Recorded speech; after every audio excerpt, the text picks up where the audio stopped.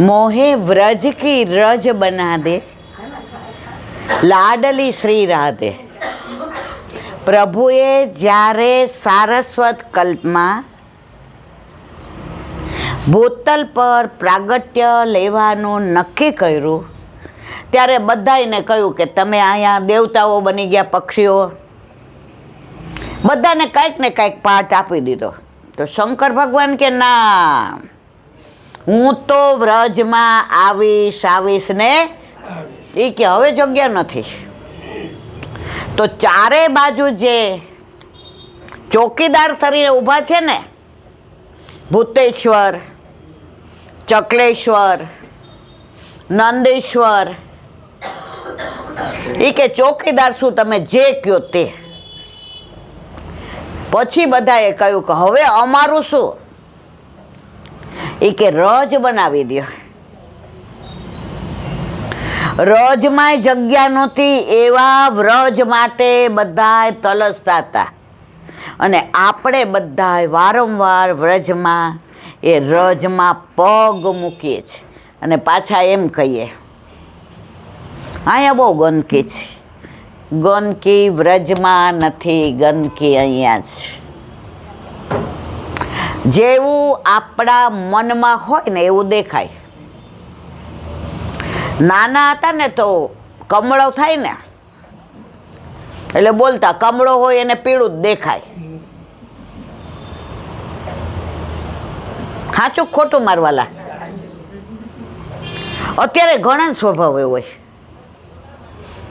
આખી ચાદર સરસ હોય, સુંદર હોય, સફેદ હોય, કિનારી હોય, તમે જુઓ તો હા હા હા આપણને જોઈને રાજી થઈ જાય. કપડું સરસ હોય, હવે એમાં એક નાનો ડાઘો પડ્યો હોય, આપણે કંઈ કેવું લાગે? આમ તો સારી જ, પણ ઓલો ડાઘો જુઓ ને, બસ તને ડાઘો જ દેખાણો.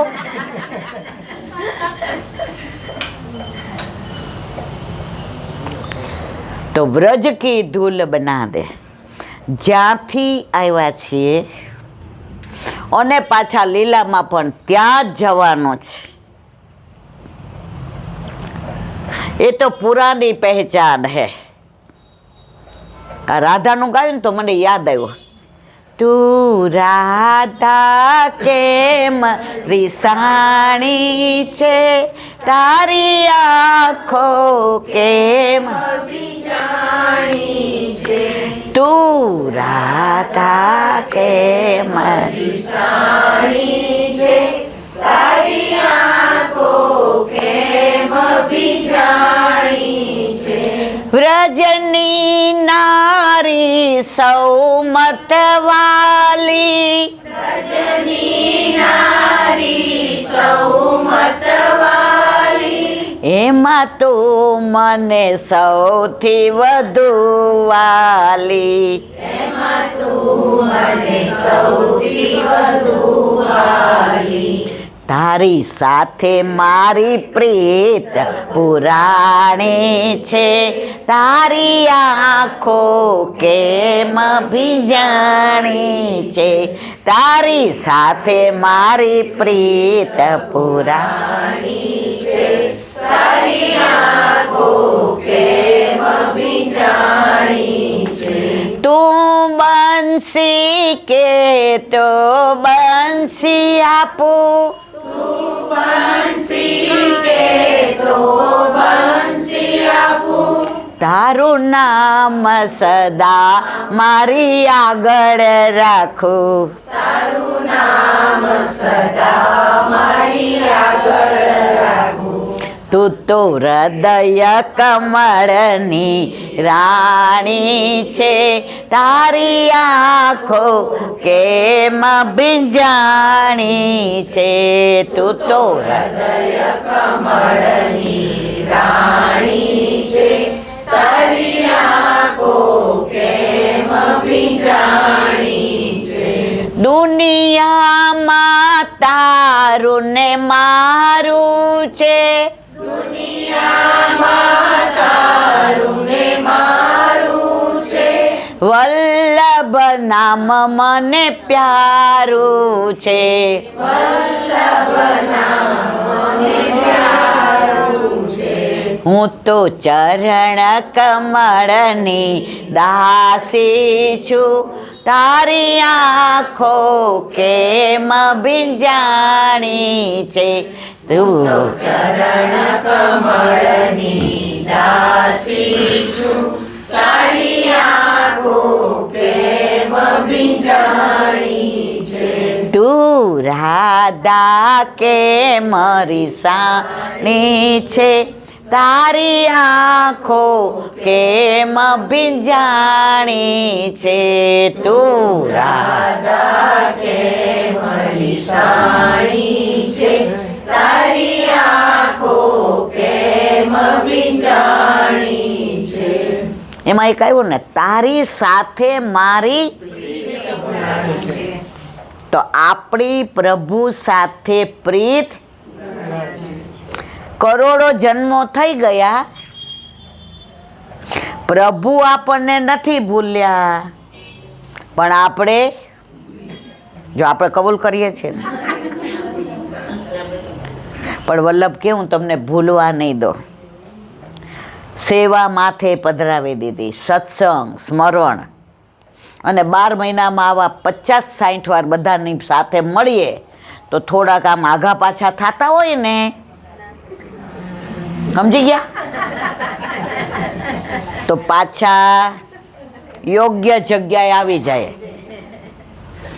એકવાર લગ્નમાં એક જગ્યાએ મંડપ બાંધતા હતા અને અમે નાના હતા, એટલે ખાડો ખોઈ દો અને પછી ઓલું શું કહેવાય એને, વાંસ નાખ્યો, વાંસ નાખ્યો. એટલે જેવો વાંસ નાખે ને એટલે આમ હલાવે. એટલે ઓલા નાના, મેં કીધું આ વળી પાછો પાડી દેવો છે, એમ ન કરો, હરખો કરો. તો ઓલા વાળા એ જે ભાઈ હતા ને, એ મારા કાકાને કે મારા પપ્પાને, એ કે આ બેબીને રાખો ને, આને કાંઈ સમજણ પડતી નથી. હવે જે કેવું છે તે મારે આ છે, એ હલાવતા હતા એટલે મારા વાલા કે વારંવાર હલાવે ને, ઊંડા જાય ને તો એ વાસ ક્યારેય પડે નહીં. તો આપણે આ સત્સંગ દ્વારા વારંવાર બધાને હલાવીએ છીએ કે ઊંડા ઉતરો, ક્યાંય જવાનું.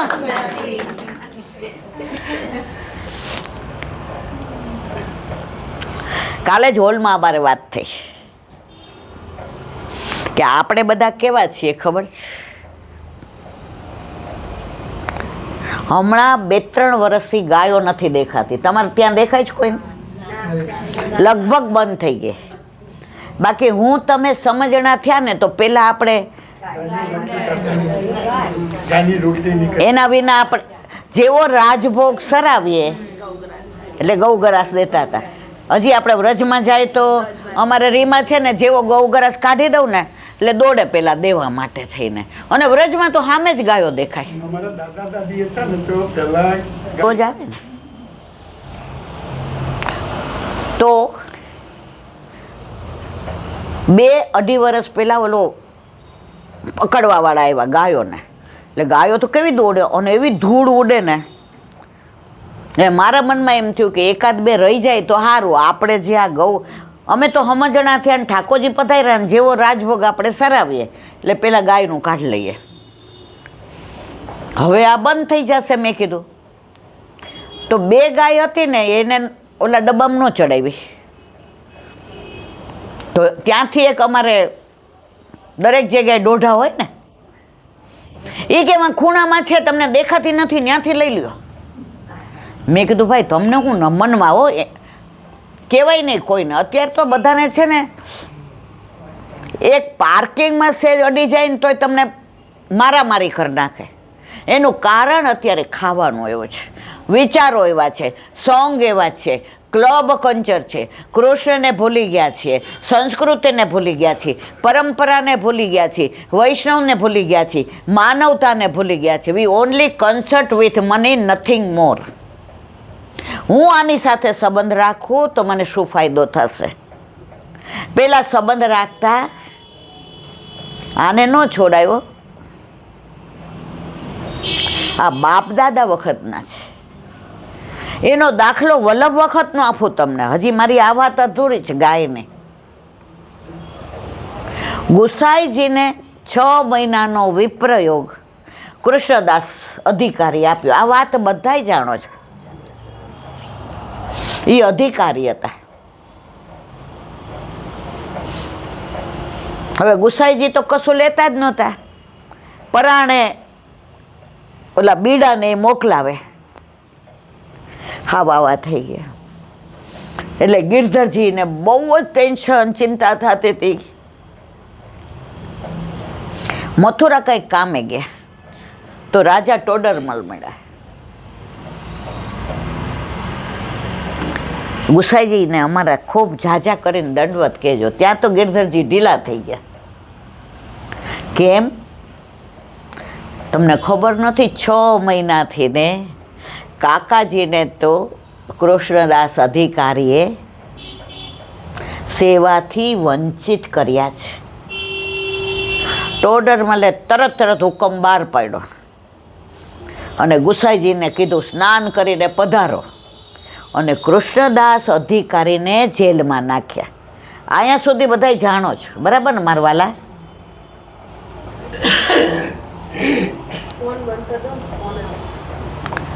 તો ગુસાઈજી તો સન્મુખ થવાનું કીધું, શ્રીજી બાવાને મળવાનું કીધું, મંદિરમાં જવાનું કીધું, ગિરાજી ઉપર આવવાનું કીધું, અષ્ટ સખાઓ યાદ આવ્યા, શ્રીજી બાવા સ્થાન યાદ આવ્યું. એ બધાની અંદર એવા દોડ્યા પણ થોડી ઉપર આવીને ઉભા રહ્યા.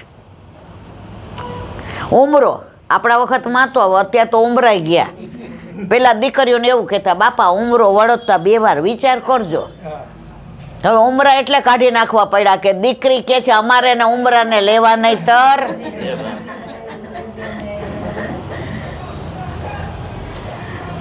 હવે બહાર ઉભા રહ્યા ત્યારે એને પૂછ્યું, ગિરધર મારા કૃષ્ણદાસ અધિકારી ક્યાં છે? ત્યારે કે એમને તો જેલમાં નાખ્યા. હવે પુરાની પહેચાનની મારે વાત કરવી છે. ત્યારે ગુસાઈજીએ કહ્યું, એ અમારા તાશ્રીના સેવક છે, એનાથી ને જેલમાં નંખાય. આટલી હેંજા ભરતા હતા. એના લીધે ક્યારેય વૈમનસ્ય જીવનમાં નહોતું સર્જાતું. 50 વર્ષ પહેલાં તો અમારા રાજકોટમાં આવું સિટી નહોતું, ગામડું નહીં, શહેરે નહીં. હવે લગ્ન થઈને ગયા એટલે આપણને લાજ કાઢતા 2-4 વાર પડી ગયા હતા. એમાં પહેલે દિવસે 4 પગથિયા ચોખ્યા એટલે બાપુજી કે બાપા તો તાર માથે ઓઢ, આમાં તારો મેળ નહીં પડે. એટલે મારી પહેલાંના બધા આટલી કાઢતા હોય, મન જોઈને વધુ કાઢે. એમાં અમારે 12 ઓલા નાનજીભાઈ વાળવાવાળા, એટલે રોજ આપણા ઘરે ત્યાં બેસે ને ચા પીએ. પોસ્ટમેન આવે તો એ ચા પીએ, છાશ પીએ. એટલે મને કે દયાવ, આપણે તો ગયા ત્યાં એક માજી કે ખીલા ખોડો, વહુ ખીલા ખોડો, અહીંયા રાખવાનું, માથે રાખવાનું. હું સમજી નહીં કે મારે કોનું માથે ઓઢવાનું. એટલે અંદર જઈને મેં બાપુજીને, મારા સસરા હતા ને એમાં કદાચ મારા ફાધર એવા નહીં હોય, દુનિયામાં કોઈના સસરા એવા નહીં હોય એવા મારા સસરા. આવો પ્રેમ મેં દુનિયામાં નથી જોયો. મેં કીધું બાપુજી મને આવું કેમ કહેતા હતા? બેટા આપણા ઘરની મર્યાદા છે નાનજીભાઈ, આપણે ત્યાં 30 વર્ષથી વાળે છે, એટલે મારું માથે ના ઓઢો તો ચાલે દીકરા, પણ નાનજીભાઈનું ઓઢવાનું. આ મર્યાદા છે, આ સંસ્કાર છે, જે અત્યારે આપણે બધું જ ભૂલી ગયા છે. વાત પેલી 2 ગાયોની કરતા હતા. એટલે ઓલાએ કીધું નહીં, વાં દેખાતી નથી. એમાં જે ઓફિસર હતો ને એ મેં એના ગળામાં કંઠી જોઈ, એટલે થોડા આપણે હિંમતમાં આવી ગયા કે હવે કાંઈ વાંધો નહીં, હવે હું એકલી નથી. એટલે જ્યાં પે ઊભી રહીને મેં કીધું પાણી પાણી પીવું જ. એટલે એણે મારા ગળામાં કંઠી જોઈ. મને કે હા. એટલે આ તો અમારા નરસિંહ મહેતા જેવા કપડાં પહેરે એવા જ. મને કે ચા? મેં કીધું બનાવું છું. એટલે ચા બનાવી. એટલે જે રસ્તે જતા હતા ને એ ભાઈ ગયા જ નહીં, ઊભા રહ્યા. ઓલી ગાયને લઈને જાજો, હવે બધાય સાંભળજો. એણે કીધું ભાઈ અહીંયા આવો. એ બઈ ગાયને મારે નથી લઈ જવાની. એટલે ઓલા ભાઈ એમ કીધું કેમ તમારે ઓળખીતાની છે, જો આપણો સ્વભાવ. ત્યારે ઓલા ભાઈએ જવાબ આપ્યો ને આપણે બધાએ, એ કે પ્રાઇવેટ છે ને એના ગળામાં એના શેઠે લાયસન્સ લીધું છે ને એ નંબર છે, એટલે એને લઈ જવાય. આપણે બધા લાયસન્સ વાળા છીએ, એટલે આપણને કોઈ લઈ જાય, ડબ્બાવાળા ન લઈ જાય અને બીજા ધર્મવાળા ન લઈ જાય. વલ્લભભાઈ કેટલું આપણું ધ્યાન રાખ્યું છે કે આપણે છટકી ના જઈએ, આપણે અંડ્યાશ્રય ના કરીએ, અને તોય આપણે કરીએ તો હું નથી કહેતી. એક નાની વાત,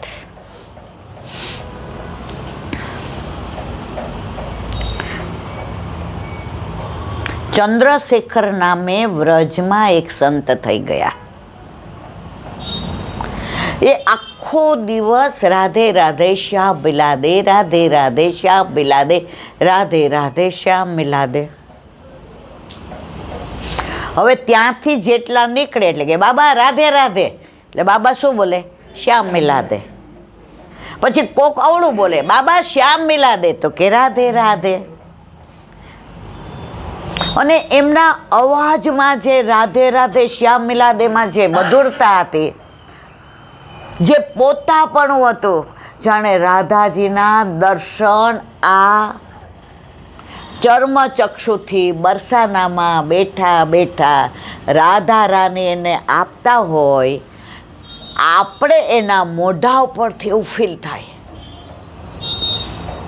હવે માનો કે ઓલા નીકળે અને 10-15 ભેગા થાય અને બેસીને આગળ ઈ બોલે રાધે રાધે શ્યામ મિલાદે, રાધે રાધે, તો પાછળ 2-4 જણા આવતા હોય ને હાથ આમ કરે, નહીં ઓલા કે અમે પરિક્રમા કરીએ છીએ, જવા દે, બેસ જા. પછી ઓલા જેવા ઉઠીને જાય ને એટલે આને જવા દે. તો એક કોલેજિયન છોકરા, તો આપણે કોલેજમાં હતા ત્યારે એવા જ હતા, એ કે બાબા અમને શું કામ ન જવા દીધા? ત્યારે સાંભળજો બધા, એ કે રાધે રાધે શ્યામ મિલાદે જ્યારે બોલતા હતા ને ત્યારે લાડલીજી અહીંયા અંદર બિરાજીને બધાના મોક્ષામાં આમ જોતા હતા. એ દર્શન આ ચંદ્રશેખરને થયા, બીજા કોઈને ના થયા. હવે એમાંના એક ને એવી લગ્ની લાગી ગઈ, કયા ઓલા 10-15 જણા જે રાધે રાધે શ્યામ મિલાદે. તો બધાય ગયા, પણ ઓલા પાછો આવ્યો છોકરો, કયો 18-20 વર્ષનો હતો એ.